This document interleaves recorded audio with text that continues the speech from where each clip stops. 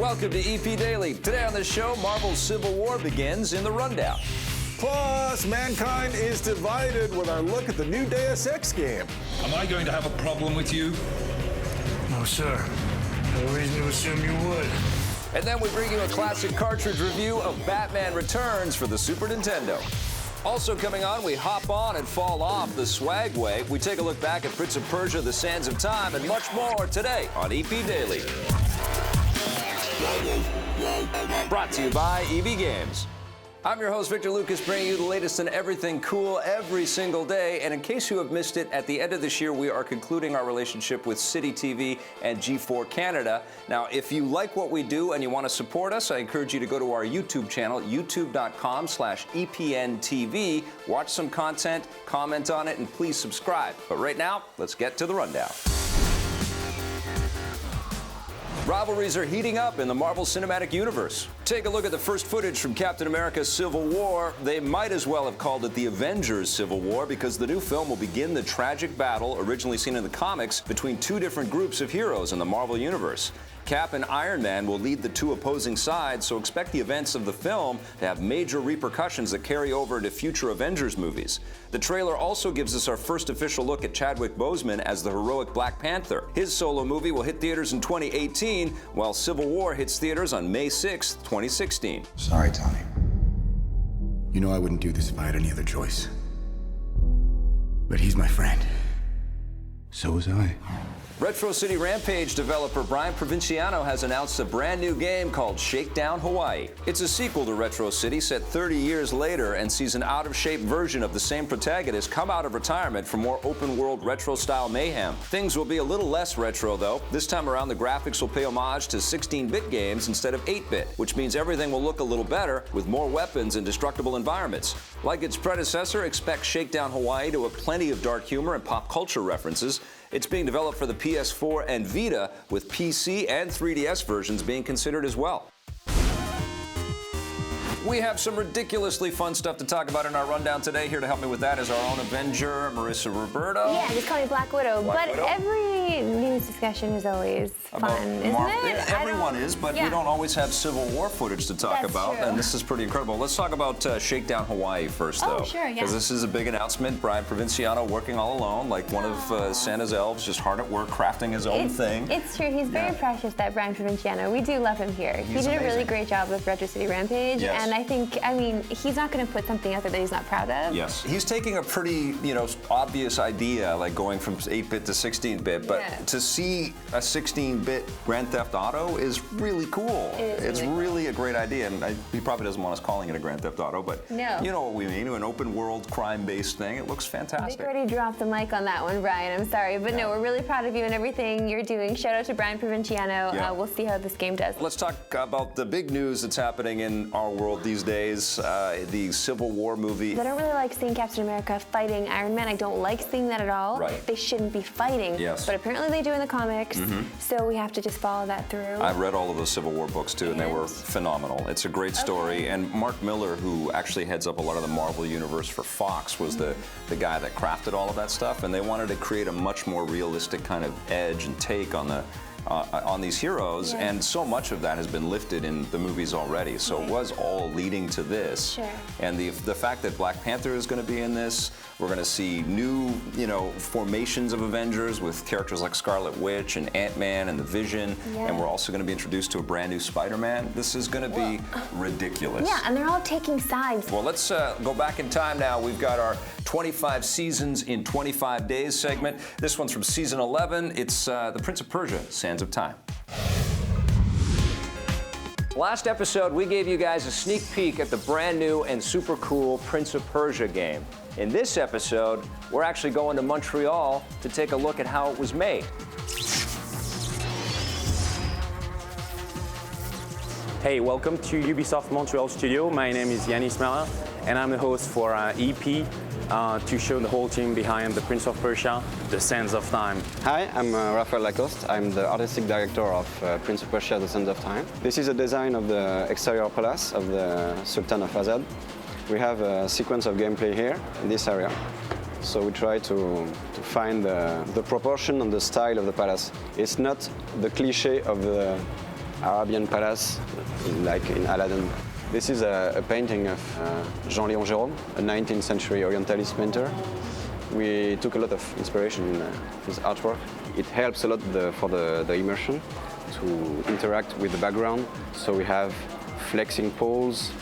When we swing on the poles, we also have the curtains moving in the wind, but also the prince can interact with the fabric and the curtains. My name is Alex Drouin, and I'm the artistic director of animation. For the prince, we did like a huge amount of animation. He can run on walls, he can climb on ropes, he can hang on ledges. Of course, he can fight a lot. He can jump over enemies, he can use the wall to attack them. We find new things the whole way through the process. We had basic idea, and then we would work on, try what was fun, and then we would push it further. And new ideas would always come up, and that's how we did it. Hi, I'm Pierre-Sébastien Pouliot, lead animator on the Prince of Persia: Sands of Time. Sometimes you can see the chunk of animation being put together, and it doesn't necessarily flow well. And for Prince of Persia, it was really important to get a high level of animation. The previous game was renowned for the quality of its animation, so we didn't want to put it to shame. So with the help of Steve working on the dynamic and physics, it adds a fluidity to the movement and the animation and brings a better illusion of life to the character. My name's Ron Martin. I'm the director of cinematics here at Ubisoft Montreal. In the cinematics, we start basically from the concept, the storyboard, develop the script, and we build these really great characters.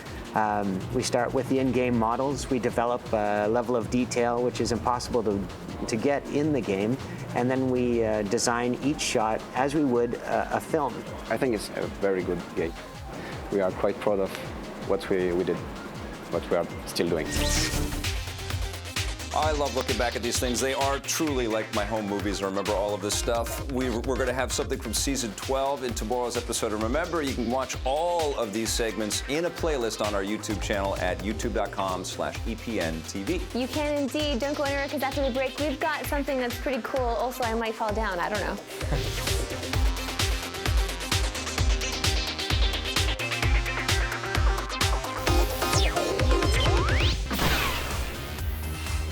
Hi, I'm Anthony C. Ferranti, the director of the Sharknado trilogy. I think one of my favorite Star Wars moments was when The Empire Strikes Back came out, and I think as a very, very, very young kid, I think I sat there all day watching like all 5 showings over and over and over and over again. Star Wars was pretty amazing for all of us. You know, it was kind of the first big pop culture phenomena thing, and you know, I think it influenced all us geeks, and that's why we're making geeky movies now, because of George and his clan of crazy Force universe characters. Join me, and together we can rule the galaxy as father and son. Thank you, Anthony C. Ferrante. And your C, people don't know this, and my C stand for the same exact thing, which is carousel. Aw, that's super precious, Jones. Okay, let's go now to our review. Not you and me, but Vic and I took a look at the Swagway, and something's happened.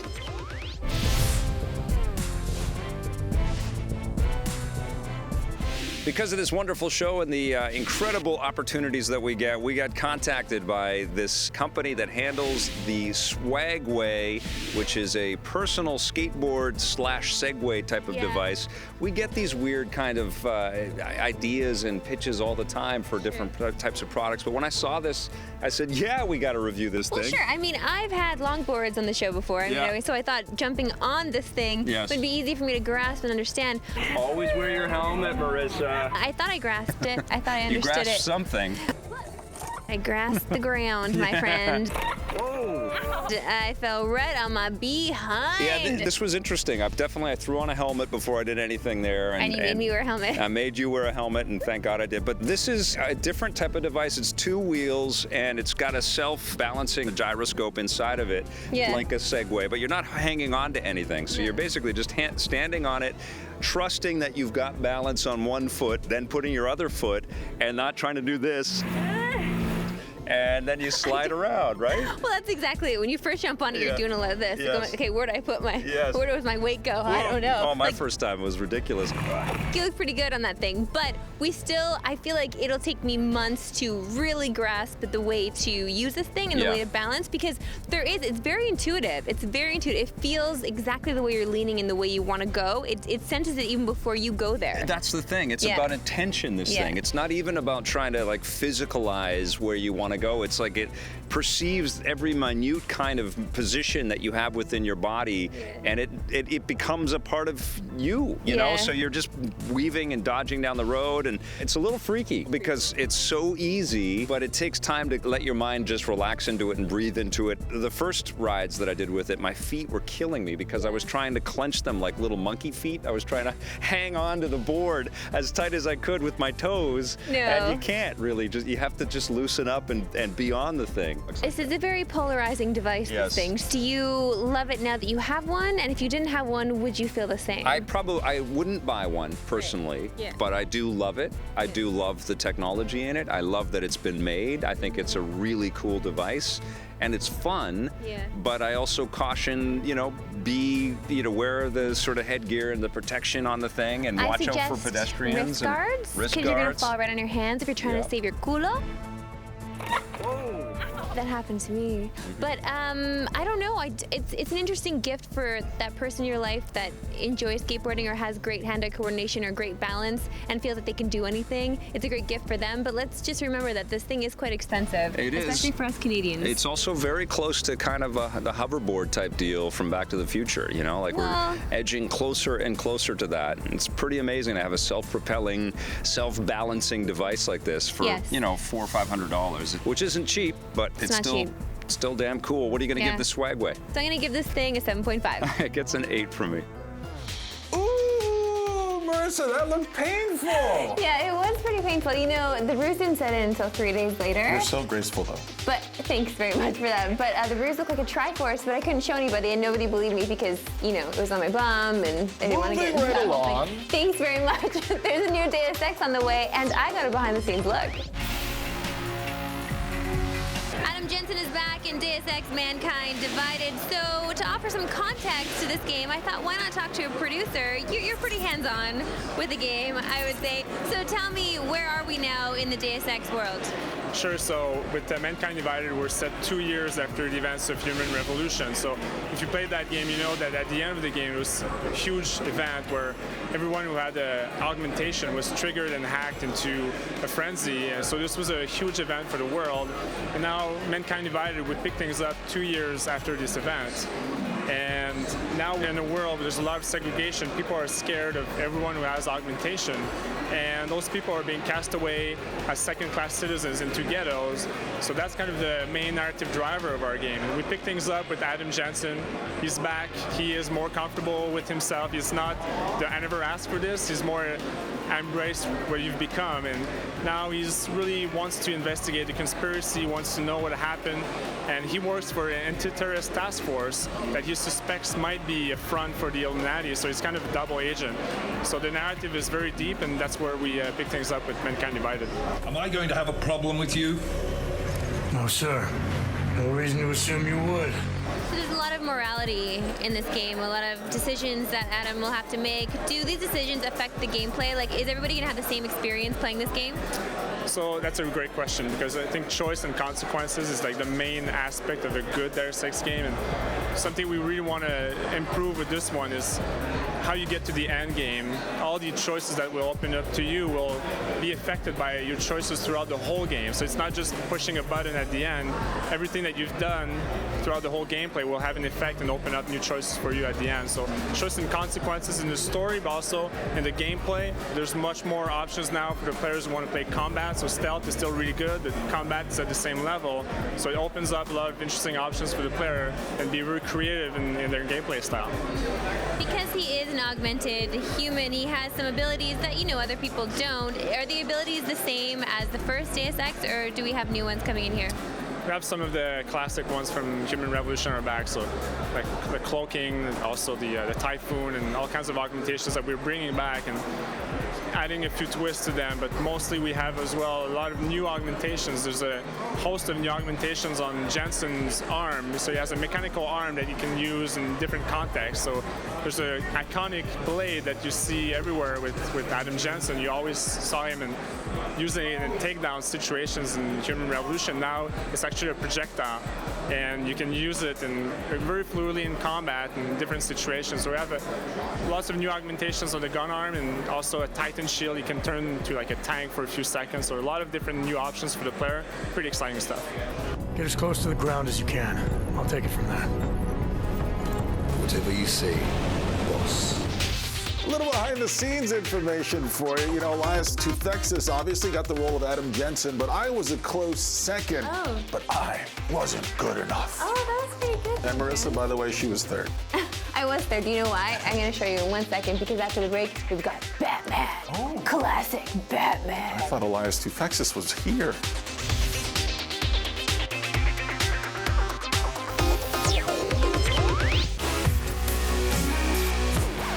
Welcome back to EP Daily. Marissa, Yeah? do you smell that strange, mildewy, old smell? Smells like the vault's been opened. Oh, yeah. I thought that was your butt. Oh, nice one. Thanks, Jones. Moving right along, we're going to a classic cartridge review now of Batman Returns. Your butt. The Batman license has changed hands many times over the years. On the Super Nintendo, Konami had the rights to make a Batman Returns video game. This is sort of unbelievable. I couldn't believe the Konami label coming up at the start of this game. You expect Solid Snake to pop out, but no, I Batman expect does. a better game to pop out.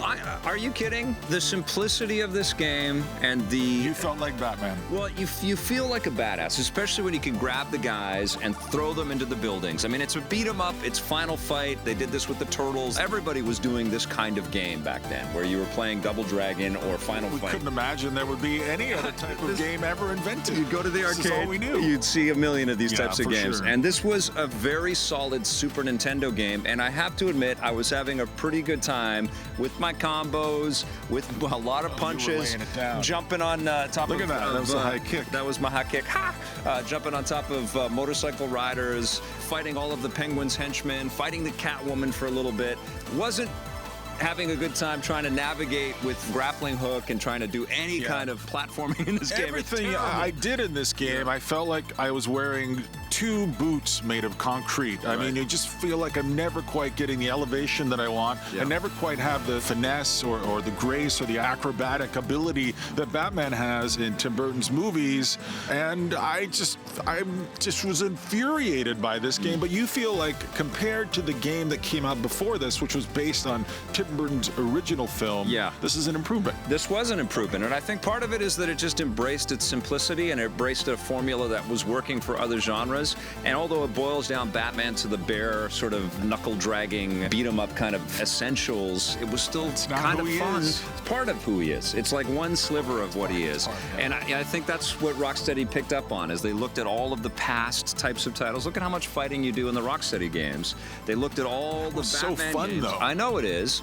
But if it weren't for steps in this direction, like with Batman Returns, we wouldn't have had the big sort of intention to make the Arkham series a brawler type game as well, you know? And I think that's a big chunk of what Batman is. And I think Konami did a pretty decent job of giving us a brawling Batman. It was fun to beat up on the bad guys. I am just relieved that video games have come so far. Me too. I mean, and I don't want to see another one of those I don't want to play fat these clowns anymore. bouncing around. I couldn't handle how many times the fat clowns were just bouncing. I've on never their seen a butts. fat clown bounce like that. This is certainly a much better game than the Batman game that came out on the Genesis, the Tim Burton Is this Batman the end game. of the Batman onslaught from you? No. This is going to be a great year of Batman stuff. Batman Returns, what are you going to give it on the Super Nintendo? A bat raise if that's the case. I'm going to give it a 6.5 out of 10. No, I think this is a solid game. It gets an 8 from me. Batman! Oh man, I love that stuff. Victor Lucas loves it too, if you didn't know. Don't forget you can get that playlist, that classic cartridge playlist, on our YouTube channel, youtube.com/EPNTV. Quick break time, but when we come back, Twitter question gets answered. If you want more EP, go to our website, epn.tv, for bonus content and full episodes. We're also on Facebook and Twitter.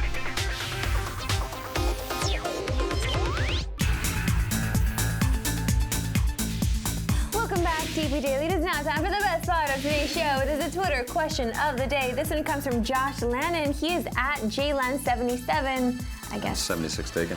That's right. He says, which multiplayer experience do you find more fun, Star Wars Battlefront or Call of Duty Black Ops 3? Oh. Well, that's an easy answer for me because of Star Wars. Sure, you know, and it's because of Star Wars. Battlefront is more fun for me to play, and I can just play the Fighter Squadron and have a blast. I played that for hours and hours and hours, just that one mode. Yeah, I don't know. I feel like they both have the same effect on me. I do love all the different battle modes that you have in Star Wars Battlefront. I like all of that, but I just feel with Call of Duty, you get the value. You get the value, and it's tried and true every time almost. And the zombies with, you know, Jeff Goldblum and stuff. No, I mean, honestly, there's way better value in Call of Duty Black Ops 3 than there is in Star Wars Battlefront. Right.